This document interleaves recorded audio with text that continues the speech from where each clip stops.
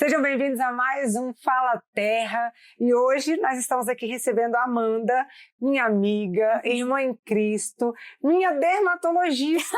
Olha bem para aqui, tá vendo? A ausência de rugas nesse rosto, responsabilidade dela, é ela que faz o botox. Aleluia. Amanda, um prazer ter você no Fala Terra, obrigada pelo seu sim, obrigada por estar aqui conosco no Fala Terra, compartilhando um pouquinho do seu coração com a gente. Hoje a gente vai falar um pouquinho sobre conexões, sobre se relacionar a partir de vulnerabilidade. E por que a gente vai falar sobre isso, né, Amanda? Hoje eu e a Amanda nós temos um relacionamento muito legal, muito profundo, íntimo, e tudo isso aconteceu porque a gente se expôs em vulnerabilidade uma para a outra. E a marca desse século, né, parece que tem sido a ausência dessa vulnerabilidade que leva à confiança. E como a gente viveu justamente o contrário disso, a gente prova que pode existir confiança depois da vulnerabilidade, a gente está aqui para compartilhar, trocar e edificar a sua vida aí do outro lado, né? Amanda, vamos lá. É difícil, ou na verdade foi difícil para você se relacionar até algum momento da sua vida, expor vulnerabilidade, o coração, deixar de lado as resistências e tentar se conectar com pessoas, confiar? Sim. Bom, primeiro eu estou muito feliz de estar aqui, porque a gente sabe que isso é um sonho de Deus que agora chegou aos nossos corações e está sendo colocado em prática. Uau. Mas esse assunto é muito interessante porque, como a Ana Paula falou, foi a forma com que a gente se conectou e realmente durante a minha criação, sempre foi posto a mim que a gente tinha que ter um certo limite daquilo que ia passar para o outro. Basicamente sobre não confiar tanto no outro assim. Então, eu sempre confiei muito nos de casa, mas fora, não. E foi necessário eu passar por uma experiência pessoal, emocional, psicológica muito intensa para eu perceber que a minha vida com a sociedade, com as pessoas além da bolha da minha família, não era só de trabalho e uma relação superficial. Eu achava que eu só poderia ter relações profundas dentro da minha casa. Fora da minha casa, isso não era possível. E ao passar por essa situação e precisar de ajuda e pedir por ajuda, eu descobri que mesmo fora da minha casa eu tenho laços profundos. Laços que me sustentam para fazer o que eu preciso de fazer e para ser quem eu sou. Uau! Essa percepção de entender que era possível viver novas conexões fora, né, de uma bolha específica, deu para você também o entendimento de se relacionar melhor com Deus a partir disso? Alguma coisa mudou ou não? Isso é interessante porque eu lembro que eu fui muito intencional. Na verdade, eu estava sentindo essa necessidade de sair dessa bolha, mas havia muita desconfiança. E em quem eu confiava era em Deus. Então, eu tive um momento que eu fiz uma oração e falei para que ele me mostrasse as amigas dele, que ele quisesse que também fossem minhas amigas. Isso, na verdade, eu ouvi em uma das pregações na igreja, mas ficou no meu coração, que eu deveria me aproximar, que só seria confiável se fossem das amigas de Jesus. E aí eu fiz essa oração, pedi para que ele me mostrasse e eu fui intencionalmente nessas pessoas, que eu senti segurança a partir dele. Então, isso também foi interessante, porque ao aproximar das pessoas e ver que conectou, é como se testificasse o que ele me falou lá no secreto. Isso, então, solidificou meu relacionamento com ele, de conseguir ter discernimento de ouvir o que ele falou e colocar em prática. E esses relacionamentos que são apontados pelo Senhor, eles, de alguma forma, trouxeram novidade com relação ao que você pode ter acesso no Senhor? Muita coisa. Para começar, essa senhora me manda ler um livro a cada 15 dias, mais ou menos. Não tenho tempo para isso, não, mas tá lá, ó. Uma hora vai dar certo. Gente, olha aqui, deixa eu contar uma particularidade sobre mim. Se começar a se relacionar comigo, conviver comigo, vai ter que ler. Se não ler, não vai dar certo. Não, ela só esquece que, assim, eu estou fazendo mestrado e posso ler um monte de trem. Mas tá tudo lá. Tá tudo lá. Não, e é Não, verdade. eu vou ler, eu tenho lido. Ela vai pegar o avião, fazer as viagens dela, ela manda foto do aeroporto. Estou lendo o livro. Todos os momentos glória possíveis. a Deus. Mas ajudou muito, porque, por exemplo, a prática da leitura de literatura cristã, que não era um hábito meu, a literatura cristã que eu tinha era a Bíblia, que é, assim, a nossa base, né? Sim. Mas a gente também tem muito a aprender com pessoas que Deus despejou unção sobre elas. É isso aí. E eu tenho aprendido muito lendo, mas também aprendi muito sobre outras experiências. Então, no contato com essas pessoas que eu criei intimidade, eu comecei a me destravar. É como se Uau. a questão da bolha, ela também se refere ao meu comportamento espiritual, porque Sim. eu tinha muita limitação de falar, não. Na verdade, até foi uma percepção que você trouxe. Eu sou muito racional, embora eu seja muito coração e emotiva, mas para mim as coisas têm que ter um porquê, tudo tem que ter um porquê. E com essas pessoas eu comecei a ver que não tinha um porquê, que só era, entendeu? Só era. É isso. Até porque tem um cunho também da sua profissão, né? Você é científica, né? Você é médica, então pesquisa, estudo, mestrado, precisa de comprovação, até para que você possa atender com qualidade os seus pacientes. Entretanto, com Deus nem sempre tem que ter uma justificativa ou um porquê, simplesmente é, né? Porque Ele é. Sim. E é legal ouvir de você que, por exemplo, essa percepção, que essa verdade que você tem hoje, você acessou por meio de conexões que Deus deu a você quando você foi vulnerável e mostrar que precisava se conectar. Então, assim, a sacada para nós aqui é muito interessante, porque a gente vive um tempo em que as pessoas estão sozinhas, fazem questão de permanecer sozinhas, querem ficar isoladas, usam da justificativa já que foram magoadas e não estou diminuindo a dor de ninguém. A gente fere, as pessoas são feridas. Entretanto, né, existe uma decisão Sim. de viver isolado por conta de outras experiências ou expor a vulnerabilidade daquilo que precisa ser curado, daquilo que precisa ser tratado, daquilo que precisa amadurecer para acessar novas coisas em Deus, e Deus também faz isso por meio de conexões, não é verdade? E assim, a nossa vida é pautada por conexões, a gente carrega isso, das que já foram, porque tem conexões que se encerram, ciclos que se encerram, e das novas que são apresentadas. Eu acredito também em alianças, né, em amizades que Deus faz assim para uma vida, inclusive a nossa, eu acredito que sim, uma aliança.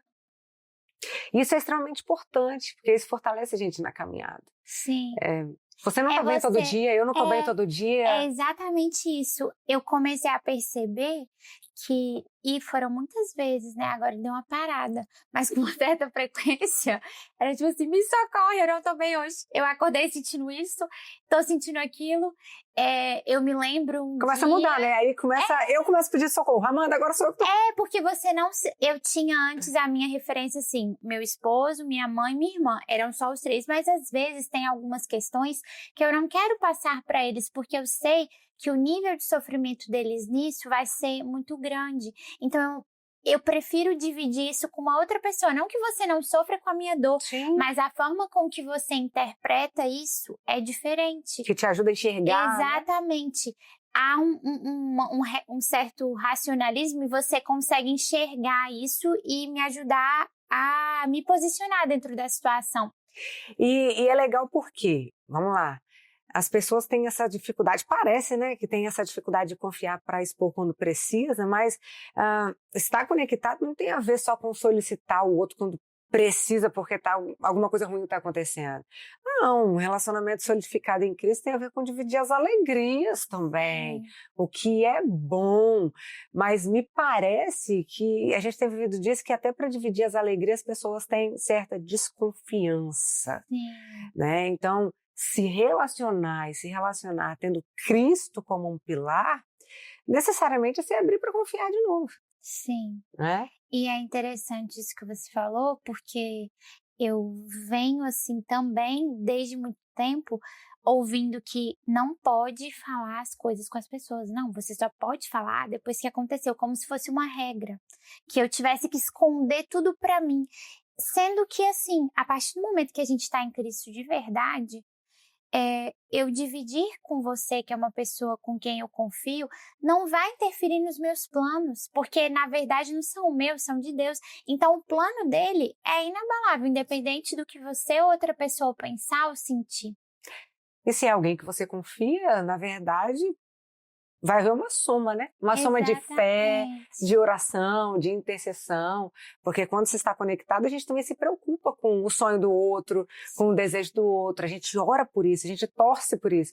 Quando acontece, a gente se alegra por isso também. Sim. Então, estar conectado não tem a ver somente com o dia mau, mas ter com quem dividir o dia bom também. Sim. Sem contar que, se a nossa perspectiva com relação a relacionamento e confiança, tendo Cristo como pilar, não muda agora, o que a gente vai ensinar para os nossos filhos, para a geração que vem após nós?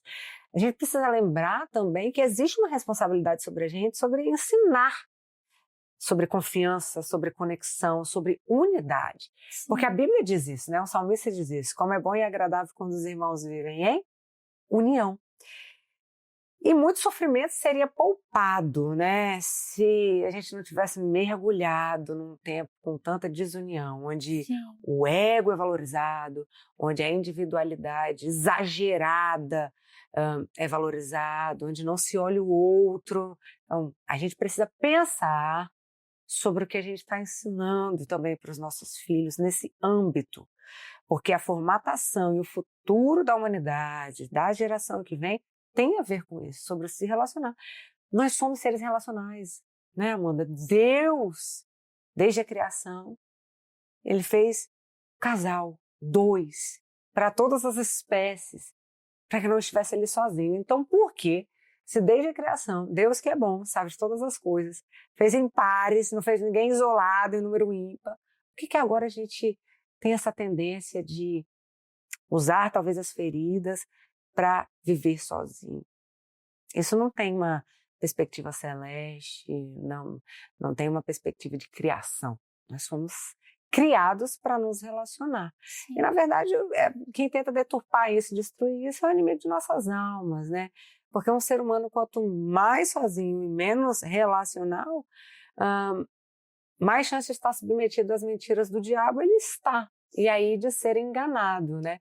Porque se a gente está junto em unidade, se alguém vacilou ali em algum pensamento, o amigo está ali para ajudar, Sim. levantar. A lembrar o que é voz de Deus, o que não é voz de Deus. É isso aí. O que é você se ofendendo, né? Porque é muito difícil a gente discernir isso sozinho no momento de crise. É necessário, sim, ter esse alguém do lado para ajudar a gente a perceber. Sim. E chamar a nossa atenção, e chamar a gente para o centro de novo. Sim. Enquanto você falava aí, é necessário ter alguém. Me veio algo aqui que eu até vivi nos últimos dias com uma pessoa. O que acontece? O ordinário, o dia a dia, ele é uma bênção, ele é o presente de Deus para nós. Sim. Só que a Bíblia diz que o grande dia do Senhor, o dia que Jesus vai voltar, vai ser um dia que a gente vai estar trabalhando. A Bíblia diz, dando-se em casamento, vai ter trabalho, vai ser um dia normal. O que acontece? O dia normal, ele é uma grande bênção de Deus para nós, mas ele continua sendo uma bênção quando a gente desenvolve os nossos afazeres, lembrando e pensando em Jesus. Sim. Porque enquanto a gente desenvolve tudo que a gente tem para fazer pensando em Jesus, a gente também permanece em unidade. Sim. Em conexão com as pessoas que Cristo nos deu, em conexão com as pessoas com quem a gente expôs vulnerabilidade. Agora, quando a gente é mergulhado pelo dia a dia sem pensar em Cristo, só no automático, existe uma tendência, por exemplo, de muito trabalhar e também por conta desse grande fluxo se desconectar. Sim. E quando você percebe, você está desconectado, você está sozinho, os pensamentos estão embolados, você está desamparado. Então, assim, o ordinário é um presente, o dia a dia é um presente, mas ele continua sendo uma bênção quando a gente desenvolve todas as coisas pensando no Senhor, no dia que Ele virá, porque isso faz a gente permanecer conectado também aqui na Terra com as alianças que Ele nos deu. Porque geralmente a linha de raciocínio é parecida, né? Vamos orar hoje. O Senhor, o que Deus está falando com você? E isso é bom. Então, isso me veio aqui agora, assim, no espírito, porque um lembrete pra gente.